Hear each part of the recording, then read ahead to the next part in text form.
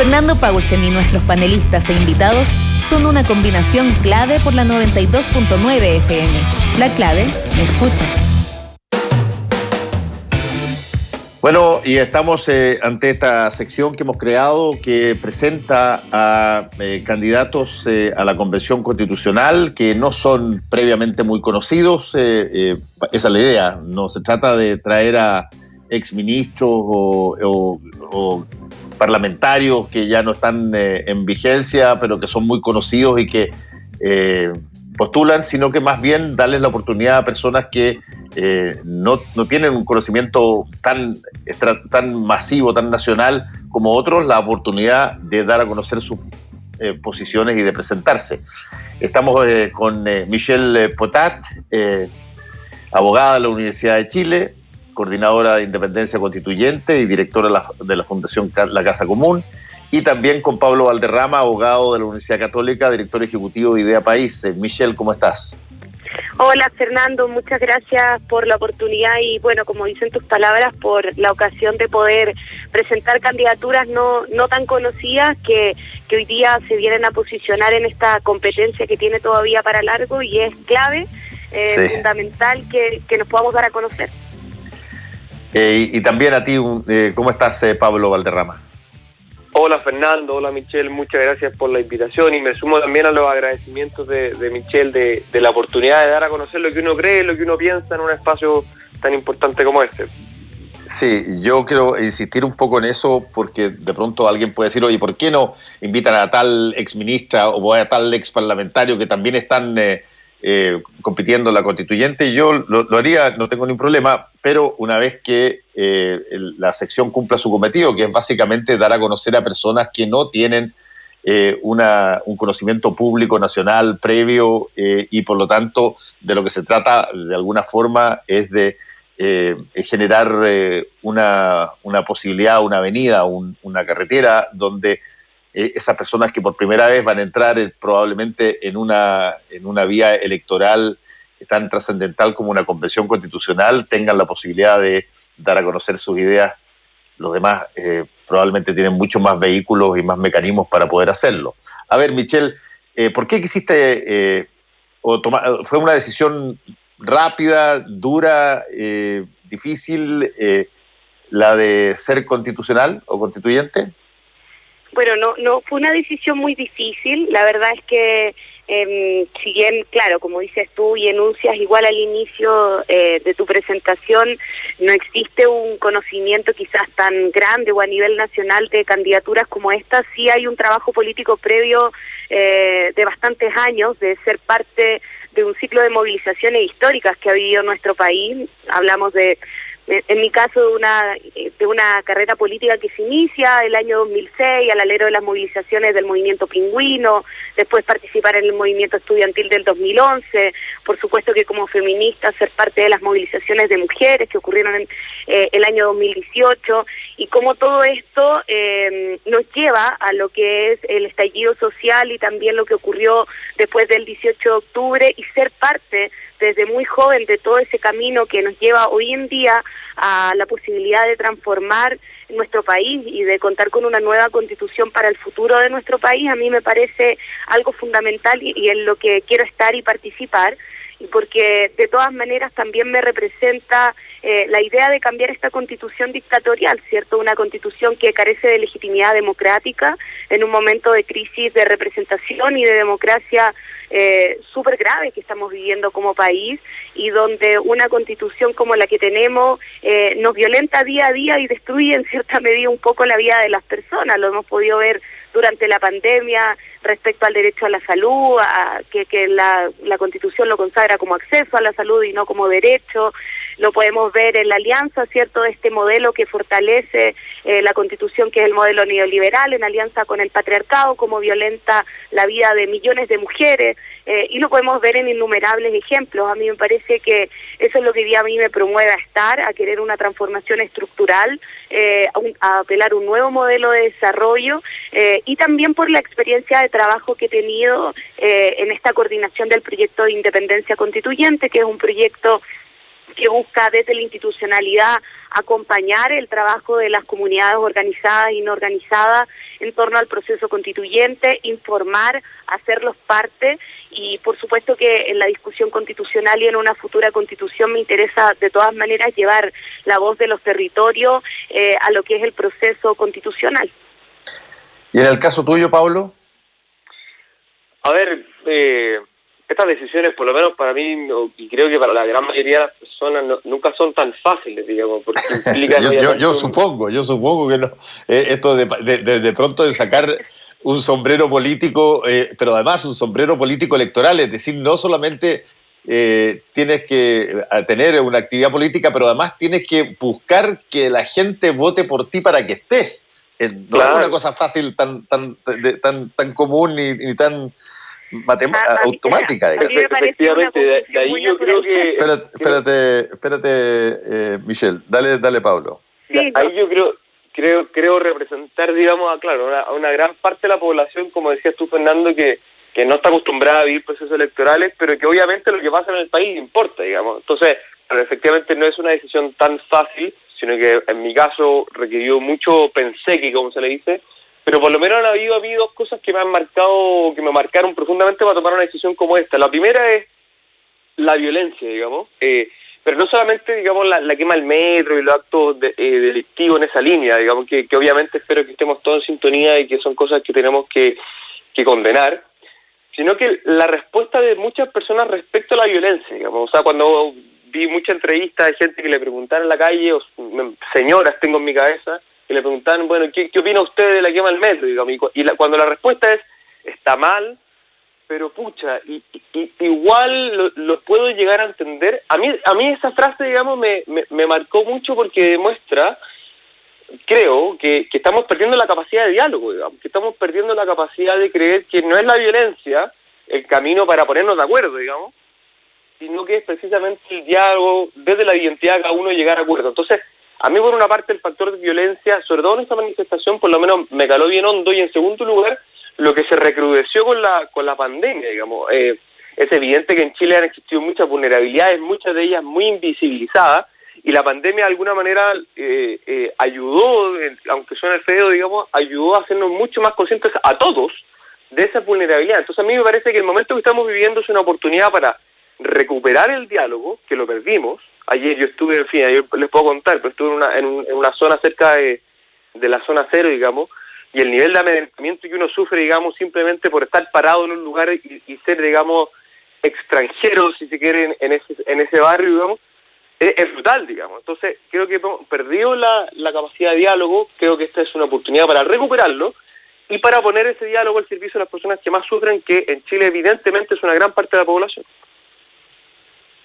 A ver, cada uno de ustedes va por un distrito específico. Tú, Michelle, vas por el distrito 9, entiendo, ¿no? Sí, por el distrito 9, Independencia, Recoleta, Renca, Huechuraba, Conchalí, Cerro Navia, Quintana Román y Los Prados. Y tú vas, Pablo, por el distrito 10. Así es, que eso es Santiago, Providencia, Ñuñoa, Macul, San Joaquín, La Granja. Sí, hemos tenido a varios candidatos a con la constituyente que también son de regiones, y básicamente en la presentación de los distritos, claro, todos argumentan, bueno, ya sea que o viven ahí desde hace mucho tiempo o tienen una actividad permanente en ese lugar. En el caso tuyo, Michelle, ¿por qué escogiste el distrito 9? Bueno, elegí el distrito 9 porque, bueno, yo no soy oriunda de la región metropolitana, soy magallánica, llevo ya 11 años viviendo en la región metropolitana y me pareció lo más natural posible ser candidata a constituyente por el distrito 9, en el que yo ya vengo trabajando hace 2 años. He venido trabajando en la comuna específicamente de Independencia, en un trabajo en conjunto y súper importante con la alcaldía de Independencia, que está dirigida por el alcalde Gonzalo Durán, y donde se nos han abierto la posibilidad de crear proyectos que precisamente nos permitan dialogar con las comunidades no olvidar a propósito de lo que decía Pablo, que muchas veces la pérdida del diálogo no solamente debe considerarse a nivel político, sino que también con las comunidades, con los vecinos y vecinas, y porque también hubo un entendimiento de lo que fue el proceso de la revuelta social, de cambiar un poco el switch y de entender que la institucionalidad se puede comunicar a propósito de temas políticos con la organización territorial de una manera distinta, de una manera no tan jerárquica ni vertical como muchas veces se acostumbra, y yo creo que es lo que también desencadena un poco la crisis de democracia y representación, sino que de una manera más colaborativa, de acompañamiento, de entrega de herramientas, pero respetando la soberanía popular de precisamente las comunidades y los vecinos y vecinas del territorio de Independencia. Y bueno, ahí es donde he desarrollado principalmente mi trabajo en el último tiempo, coordinando este proyecto que se llama Independencia Constituyente, que contiene todas estas características que acabo de mencionar, y me pareció que era el lugar natural donde podía continuar con este ciclo de participación política, de ser parte de un proceso constituyente que, ojo, para mí no fue una decisión muy difícil, me pareció, como te decía, muy natural, en el sentido de que no se trata solamente de una aparición para ir a buscar votos y a relacionarse con vecinos y vecinas para eso, sino que de un trabajo que ya he venido desarrollando hace tiempo, y cuando se transforma en algo cotidiano la relación con la comunidad, a mí me parece de lo más natural poder optar a cargos de representación. Y tú, Pablo, ¿tienes raigambre ahí en el Distrito 10? ¿Es tu hábitat natural? Sí, yo nací, me crié en Providencia, fui al colegio en Providencia, estudié en la comuna de Santiago Centro, he hecho trabajo territorial en La Granja desde el 2016 en adelante. Entonces, para mí, digamos, también es muy natural intentar representar a ese distrito. Y además yo creo que es un distrito muy interesante porque conviven, como en pocos distritos, conviven realidades muy, muy distintas. Evidente que la realidad de Providencia, de una parte de Ñuñoa, es muy distinta a la realidad, y Santiago también, es muy distinta a la realidad que se vive en San Joaquín, La Granja, sobre todo. Entonces a mí me parece que los que estamos por recomponer el diálogo, un distrito como este, que logra juntar a realidades muy distintas, es evidentemente muy atractivo, digamos, más allá de la experiencia personal que uno tiene de haber crecido en el distrito, es atractivo, digamos, ser capaces de recomponer el diálogo entre, a uno le gusta o no, digamos, pero que se ha perdido en parte por realidades socioeconómicas, digamos. Es evidente que en Chile existe un malestar en ese sentido, y creo que esto es una oportunidad para recomponerlo en esa línea. Ahora, déjenme plantearles una situación que por lo menos ya está acá y se constata cada vez en cada encuesta que sale, y que estamos teniendo probablemente una avalancha de elecciones, de búsqueda de representantes de la ciudadanía en un plazo muy corto, que es enorme en todo orden de cosas, desde gobernadores regionales hasta miembros de una convención constitucional, cuando justamente y precisamente al mismo tiempo se vive uno de los momentos de mayor desconfianza, de mayor recelo de la actividad política y los representantes políticos que se ha visto probablemente en la historia desde el retorno de la democracia. Y ustedes, por muy miembros de la sociedad civil que lleguen en algún momento dado, si son electos, van a ser parte de un grupo de 155 personas que va a confeccionar una nueva constitución, y que el riesgo que pase es que a poco andar eventualmente los consideren como parte de la política profesional. ¿Cómo ven esa situación de buscar el apoyo de la ciudadanía en el momento en que la ciudadanía más recela, más sospecha, más desconfía de quienes ha generado para sus representantes? Michelle. Bueno, hartas cosas que decir al respecto. Sin duda que yo también lo había mencionado, estamos en una de las crisis más profundas que hemos vivido como democracia en nuestro país, y que sin duda este calendario bastante exigente de elecciones en un momento más encima de crisis sanitaria que al parecer no tiene por dónde acabar todavía, es bastante exigente para una ciudadanía a la que se le ha entregado quizás muy poco. O sea, ¿Aló?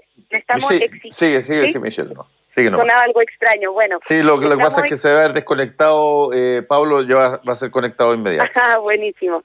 Bueno, le estamos exigiendo a la ciudadanía una participación alta en momentos en que quizás la política les ha entregado muy poco.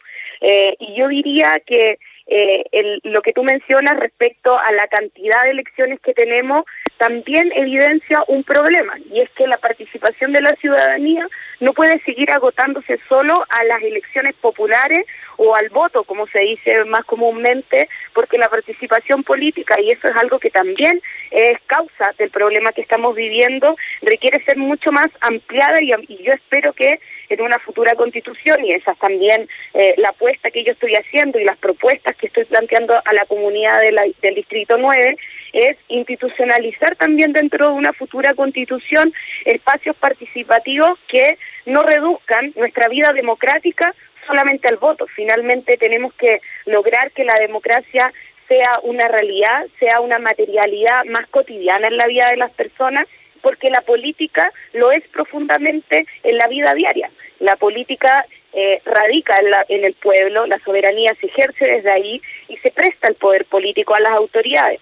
Pero eso no puede significar que tengamos que esperar que periodos completos terminen sin que existan entre medio mecanismos de control y de participación vinculante. Es decir, en la futura constitución hay que abrirnos a la posibilidad de discutir la defensoría del pueblo, una institucionalidad que sea un mecanismo de control en la defensa del ejercicio de derechos fundamentales. ¿Por qué no hablar sin miedo y sin prejuicios de la posibilidad de un referéndum revocatorio? Existen múltiples recetas al respecto y hay una necesidad también sobre eso durante la misma discusión del proceso constituyente, cuando esté el órgano sesionando, por ejemplo, hablar de plebiscitos de disenso, de buscar mecanismos de mandato específico y efectivo a los constituyentes desde su territorio. A mí me parece que hay que dar señales en el proceso constituyente en relación a superar también esta crisis de representatividad y por supuesto también en la futura constitución y en los contenidos, porque de lo contrario, si no somos capaces de entender eso, quienes somos los nuevos representantes o quienes por primera vez vamos a ir a una elección popular de estas características, también vamos a poner en riesgo la posibilidad de que el proceso constituyente sea la solución a la crisis democrática de representatividad y social que estamos viviendo. ¿Y cómo lo ves tú, Pablo? Sí, a ver, el momento de ilegitimidad, si se quiere, que tiene la política, pero por lo menos para mí, más que ser un motivo para escapar de la política, es al revés, un incentivo para involucrarme en la política, para tratar de cambiarla, para aportar con todas las virtudes y defectos que uno pueda tener, hacer que esto sea un mejor espacio, digamos. Pero no solamente yo creo que esto depende de cosas como individuales, como la que estoy diciendo ahora, sino también depende de ciertas causas estructurales, digamos. Y a pesar de que por ejemplo, la discusión sobre el sistema electoral, yo al menos no creo que tenga que ser algo constitucional. Obviamente el contexto de la Convención Constitucional ayuda, por ejemplo, a preguntarnos si este sistema electoral está ayudando o no al desprestigio de la política. Y me parece que si es que yo tengo la oportunidad de ser parte de esta Convención Constitucional y puedo aportar en ese debate, me parece que es importante precisamente porque creo que este sistema electoral proporcional lo que ha hecho, entre otras cosas, ha profundizado esta crisis de representación y legitimidad de la política. También me parece que es importante, y esto sí me parece que es parte de la discusión propiamente constitucional, que es lo que decía Michelle respecto a cómo empoderamos a la ciudadanía respecto a la política, digamos. Y a mí me parece, por ejemplo, en el distrito de Michelle, hoy leían las noticias que el alcalde Daniel Jadue de Recoleta, bueno, al parecer hubiese incurrido en alguna irregularidad, y me parece que la ciudadanía tiene que tener el poder, digamos, para fiscalizar este tipo de situaciones. Lo mismo en mi distrito, digamos, con la alcaldía del Frente Amplio en Providencia, donde hubo irregularidades relacionadas con el uso de los fondos públicos. Me parece que tiene que haber un control ciudadano que permita que personas que incurren en actos de corrupción, en actos de delito, o en actos delictuales, tengan la posibilidad de controlar eso. Y eso me parece que va a ayudar también a otorgarle mayor legitimidad a esta política que, nos guste o no, está desprotegida tanto por conductas individuales de sujetos como también por causas estructurales que al menos tenemos que darle la oportunidad de repensarla. Sí, tú te estás refiriendo en el caso de Jadue a que él viajó a un lugar fuera de protocolo y bueno, él lo aceptó y dijo que no tenía excusa, y probablemente va a tener algún tipo de sanción, tal cual como le pasó al presidente de la República, que de hecho lo repitió de nuevo ayer, porque salen todas unas fotos de él sin mascarilla con gente que sí la tiene. Ese tipo de situaciones, yo estoy de acuerdo contigo, Pablo, en términos comunicacionales, que probablemente en mi giro, son tremendamente dañinas porque te generan una confusión respecto de algo que debiera ser extraordinariamente claro, que son las medidas obligatorias y los protocolos de cuidado. Y cuando las autoridades, sean de cualquier parte del espectro político, no las respetan, bueno, se transmite confusión, se transmite ruido, como he dicho yo. Y desde ese punto de vista, también me imagino ustedes tienen que y van a hacerlo, lidiar con gente en sus territorios, en los territorios que quieren representar.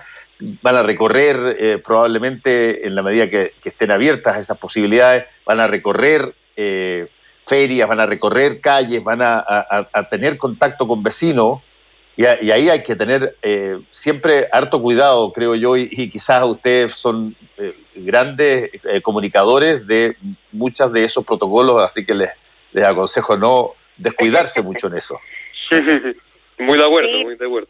Súper de acuerdo. De hecho, esa sensación que tú mencionas, Fernando, de hablar de cómo las autoridades no cumplen las medidas sanitarias, finalmente no solo confunda a la población, sino que también justifica el recelo a la institucionalidad y a la política, porque demuestra que hay ciudadanos de primera clase y otros de segunda clase, mientras unos tienen algo permitido y otros no. Yo creo que en eso hay que ser súper cuidadoso, y respecto a la campaña propiamente tal, va a ser bien complejo llevarlo a cabo en condiciones de pandemia, y ahí es clave el rol que puedan cumplir los medios de comunicación, como lo que tú mencionabas al inicio de la entrevista, el hecho de mostrar la pluralidad de candidaturas y no solamente irse a la segura, ¿cierto?, con las figuras de más renombre nacional, sino que también mostrar a los nuevos actores que estamos entrando, ¿cierto?, a este proceso constituyente.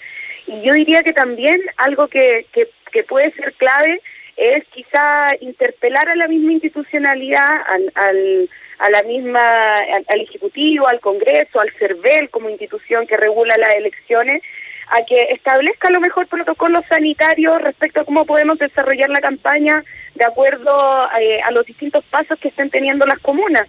A mí no me causa mucho temor que quizás los mismos municipios que organizan las elecciones permitan en plazas, en espacios abiertos, con medidas sanitarias, distanciamiento social y también con poca cantidad de gente, a lo mejor reuniones para que los candidatos muestren sus propuestas, que no es más peligroso que ir al supermercado o hacer la fila para entrar.